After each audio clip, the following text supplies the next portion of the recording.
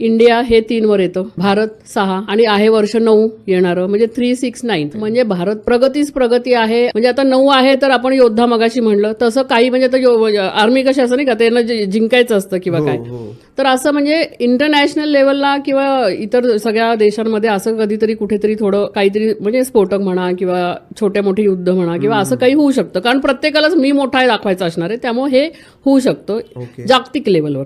India हे 3 वर येतं, भारत 6 आणि आहे वर्ष 9 येणारं, म्हणजे 369. म्हणजे भारत प्रगतीच प्रगती आहे आणि भारतासाठी खूप छान असणार आहे सगळं. फायनान्शियल सगळ्यांची प्रोग्रेस होईल. ओव्हरऑल भारताची सगळी चांगलं म्हणजे दिवस येतील. तर इलेक्शन पण झालं. हो, इलेक्शन आपण आत्ताच बघितलं. म्हणजे आता एट कसा असतो असा नाही का, म्हणजे तुम्ही खाली आणि वर आपण बघितलं, मागच्या वेळेला जे वर होते ते वेळेला खाली आले. म्हणजे आपल्याला काही कुठल्या ह्याच्याशी नाहीये, पण म्हणजे आपण हे डोळ्याने आता यावर्षी बघितलं ना, म्हणजे जे वर होते ते खाली आले, खाली होते ते वर गेले. म्हणजे आताच आपण रिसेंट अजून त्याच्यावर चर्चा चालू आहे, कोण खाली कोण वर राहणार वगैरे ते सगळं, पण आपण आता पाहिलं ते आता चालूच आहे म्हणजे त्या सगळ्यावरती चर्चा.